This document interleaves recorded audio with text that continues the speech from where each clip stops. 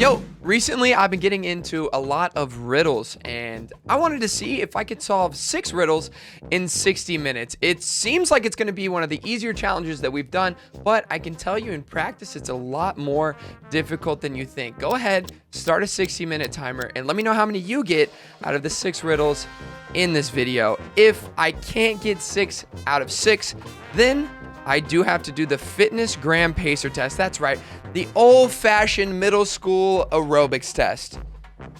Let's see what happens. As your country's top spy, you must infiltrate the headquarters of the evil syndicate, find the secret control panel, and deactivate their death ray. But all you have to go on... Also, I'm not going to be able to go to the chat for anything, so it's double or nothing. I'm going to take away all 3 of my go to the chats for answers, so I can't take any of your answers. So I have to lock it in. Is the following information picked up by your surveillance team. The headquarters is a massive pyramid with a single room at the top level, 2 rooms on the next, and so on. The control panel is hidden behind a painting on the highest floor that can satisfy the following conditions. Each room has exactly 3 doors to 3 other rooms on that floor, except the control panel room, which connects to only 1. There are no hallways, and you can ignore stairs. Unfortunately, you don't have a floor plan, and you'll only have enough time to search a single floor before the alarm system reactivates. Can you figure out which floor the control room is on?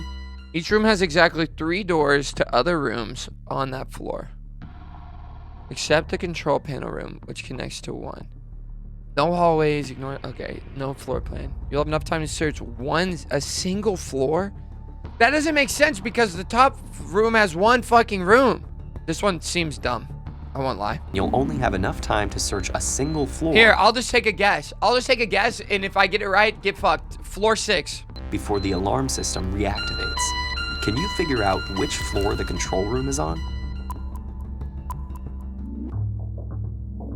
To solve this problem, we need to visualize it. For starters, we know that on the correct floor, there's 1 room, let's call it room A, with 1 door to the control panel room, plus 1 door to room B and 1 to C. So there must be at least 4 rooms, which we can represent as circles, drawing lines between them for the doorways.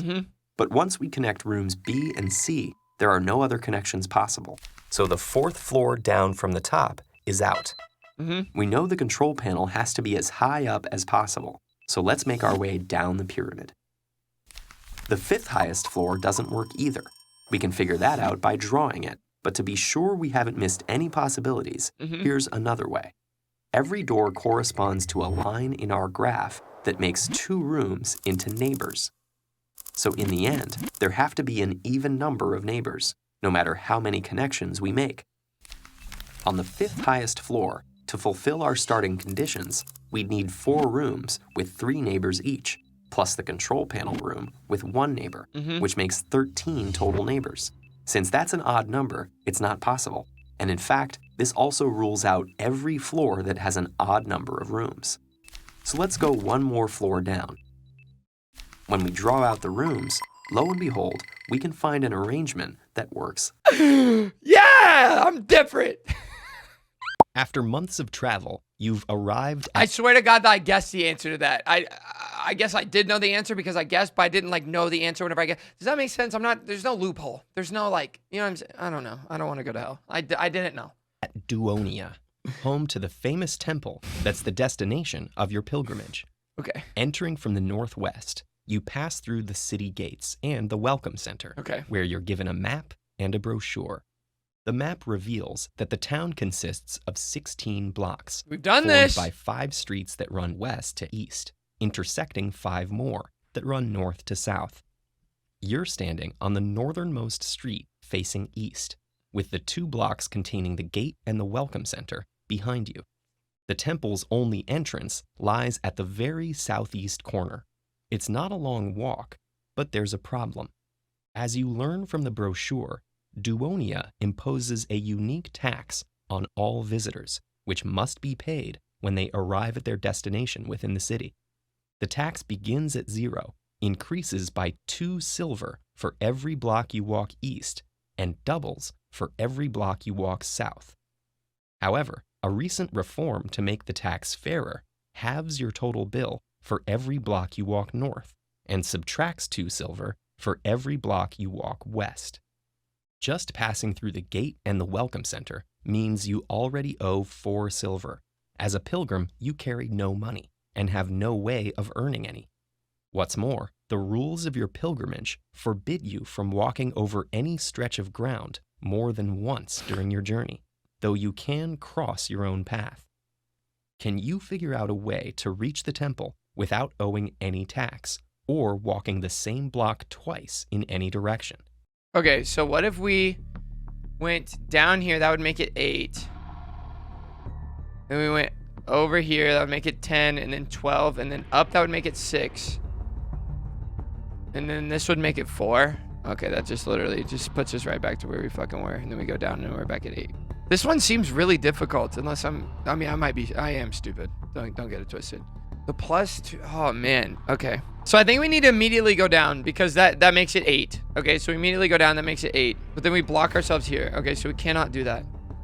So if we go down again, that makes it 16. Then we go over here and it's 12, and then we go up here and it's 6. And go down here and it makes it 8 again. I don't know. This one's fucking hard. I think I got it. Maybe. No, I didn't. Yeah, I have no idea. I actually don't think it's possible. Yeah, I don't know. We'll figure it out. We're wasting time. Consider your options. Walking towards the temple always increases the tax. Yeah. And walking away decreases it. So it seems like you can never reach it without owing silver. But what happens when you walk around a single block? If you start out owing 4 silver and go clockwise starting east, your tax bill becomes 6, then 12, then 10, then 5. If you looped again, you'd owe 7, 14, 12, and 6. It seems that each clockwise loop leaves you owing 1 extra silver. What about a counterclockwise loop then? Starting owing 4 again and going south first, your bill changes to 8, can you? 10, 5, and 3.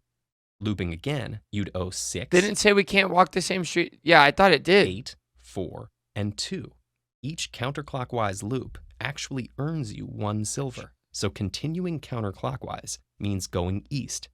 Walk 2 blocks to the eastern wall, and you owe a whopping 36 silver. Okay. But now you can start reducing your bill. So you go up 3 blocks north and 1 block west cuts it to 2.5. Oh my you can't gosh. go west from there. That would leave you with no way out. So you go 1 block south and the remaining 3 blocks west, leaving you with a debt of Oh, you could go negative? They owe you? Doubling a negative number still gives you a negative number. Walking the 3 blocks to the south This wall is means the what? city That's owes so you corny. 8. Dude, I really okay. We got to get off this one. That one's pissing me off. I won't lie. End of the world when giants, monsters, and Norse gods battle for the future. Okay, here we go. The gods were winning handily until the great serpent Jormungandr emerged. It swallowed Valhalla. I'm gonna start calling my contorted thing Jormungandr. I'm sorry, Mom. Itself across the land and then merged into one continuous body Ouroboros. and no tail. Ouroboros. As it begins to digest Valhalla, an exhausted Odin explains that he has just enough power to strike the creature with one final bolt of lightning. If you magnify his blast with your fabled hammer Mjolnir, it should pierce the massive serpent. But You'll you run need to with hit it on the super head. speed along the serpent's body. When you hold your hammer high, Odin will strike it with lightning and split Jormungandr open at that point. Then you'll need to continue running along its body until every part of it is destroyed. You can't run over the same section twice, or you'll fall into the already blasted part of the snake. But you can make multiple passes through points where the creature intersects its own body. If you leave any portion unzapped, Jormungandr will magically regenerate, Odin's last power will be spent, and Valhalla will fall forever. What path can you take to destroy more of the serpent? these? Oh my gosh. Dude, I don't even know I don't even know what the fuck I'm looking at. I don't even know what I'm looking at. Like, whenever I'm trying to do this shit, like, I'm, like, losing composure. Okay, so if we start here, let's go up to here.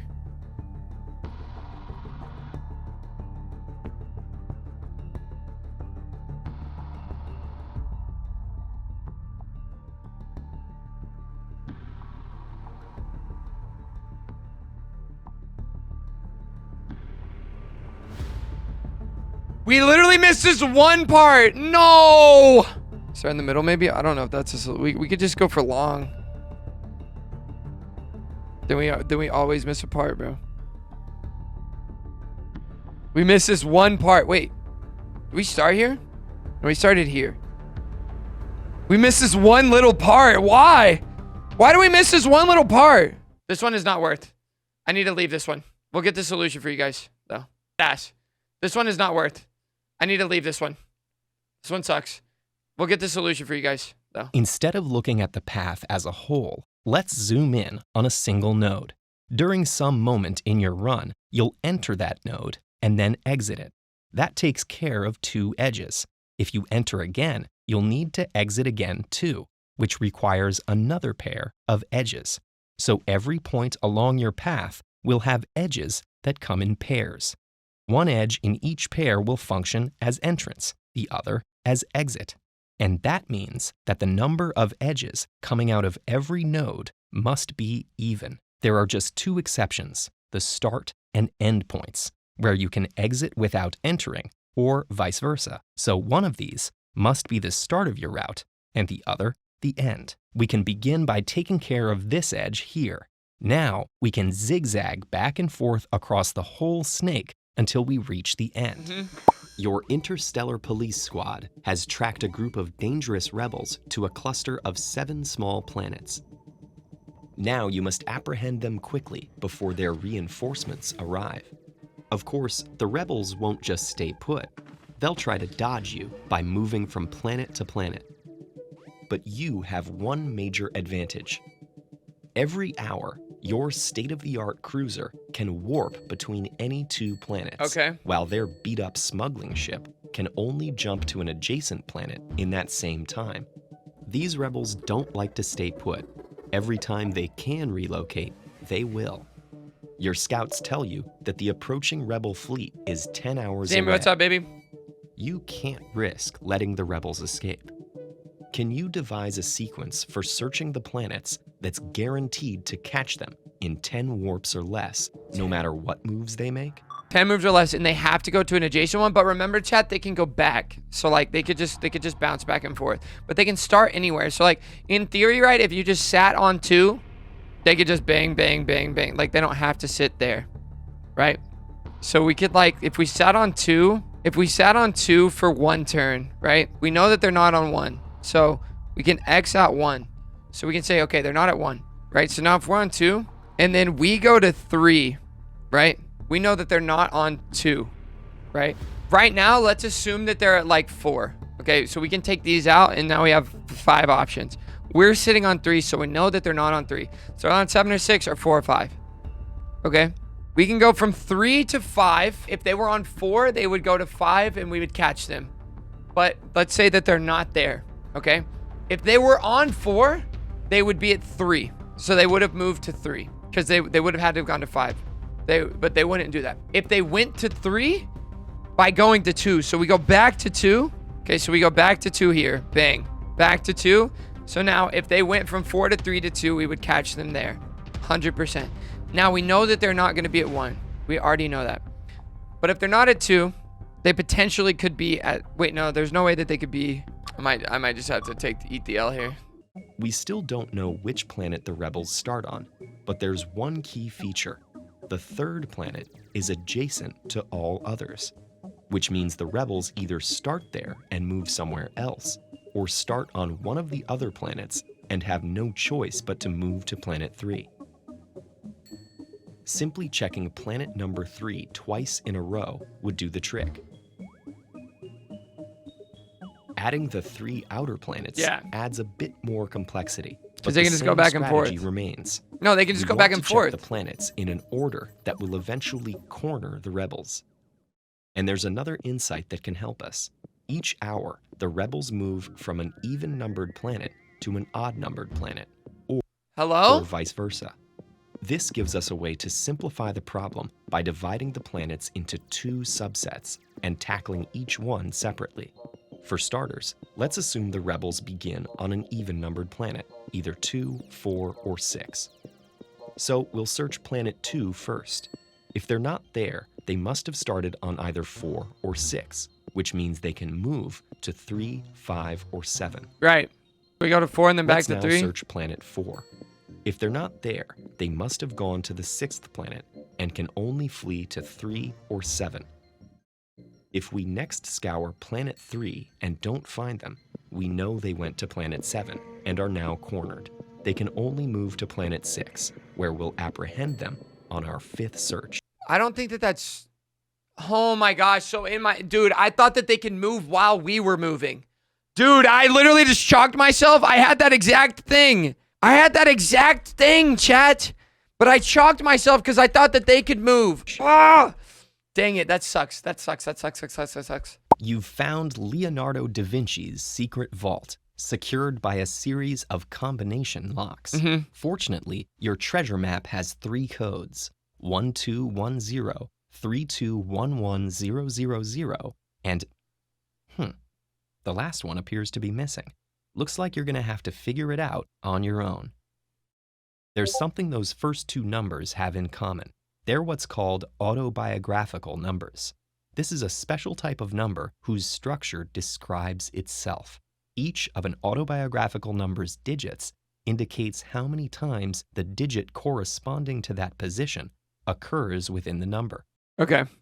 The first digit indicates the quantity of zeros. The second digit indicates the number of ones. The third digit, the number of twos, and so on until the end.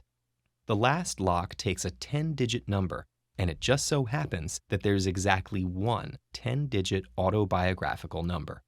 What is it? A 10-digit autobiographical number? Oh my lord. I think it's just 100000000000000. Third digit, the number of twos, and so on until the end.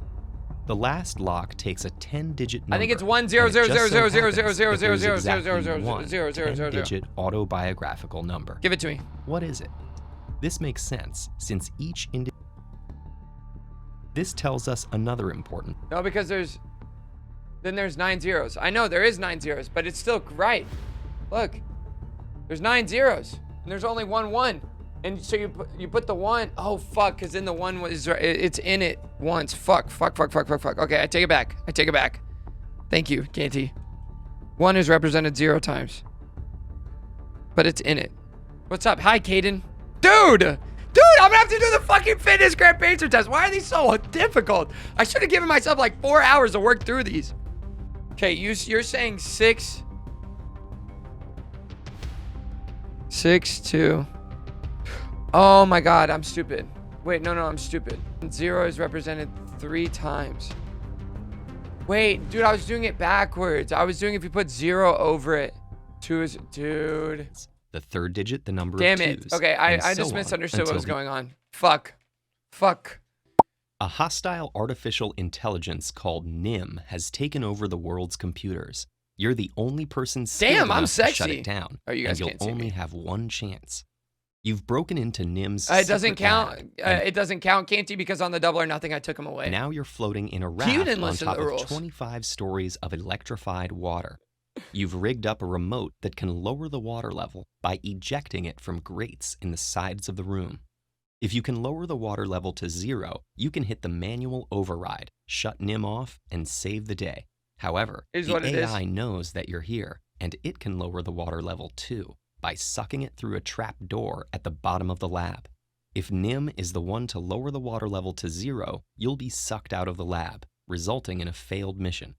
Control over water drainage alternates between you and NIM, and neither can skip a turn. Each of you can lower the water level by exactly 1, 3, or 4 stories at a time.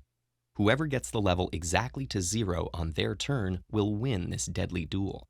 Note that neither of you can lower the water level below 0. If the water level is at 2, then the only move is to lower the water level 1 story.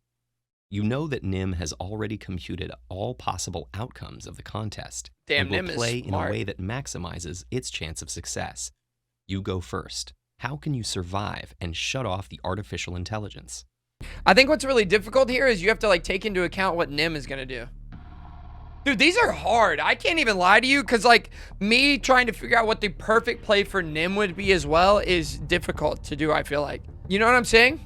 Like for me to pick their perfect play rather than to just respond to what NIM does Like, I feel like it's easier to just respond, but I guess I have to come up with a plan that it doesn't matter what Nim does. Yeah, this one is way too hard, I think, to be honest with you. Because I don't know what Nim is going to do, so I have to, like, respond. You're going to need another 4 hours to get 6 right? Anything up to chance. Okay. Nim will take any advantage I was doing good on the last one. I got 4 out of 6. We were just getting some hard ones. it can get, and you'll need to have a response to any possible move it makes. Thanks, trick Woods. I here is appreciate to start you, man. from where you want to end and work backwards. You want to be the one to lower the water level to 0, which means you need the water level to be at 1, 3, or 4 when control switches to you. If the water level were at 2, your only option would be to lower it 1 story. There are losing levels like 2, where no matter what whoever starts their turn there does, they'll lose. And there are winning levels where whoever starts their turn there can either win or leave their opponent with a losing level. So not only are 1, 3, and 4 winning levels, but so are 5 and 6, since you can send your opponent to 2 from there. Nice. What about 7? From 7, all possible moves would send your opponent to a winning level, making this another losing level. In particular, the losing levels will always be multiple of 7 and 2 greater than multiples of 7. Now, from your original starting level of 25, Does it you have to matter? make sure your opponent starts on a losing level every single turn. If Nim I starts did! on a Let's winning go! level even once, Chad, I put it it's down to game over 21. for Let's you. go. So your I'm a only genius. choice on turn 1 Was is 4. to lower the water level by 4 stories. No matter Look! what the AI On does, accident. On accident, completely and fully. Look at that. I think that counts as a W. Hot take? Think it counts as a W. you Hot can take. continue giving it losing levels until you reach 0. How did I lose this one? Fuck.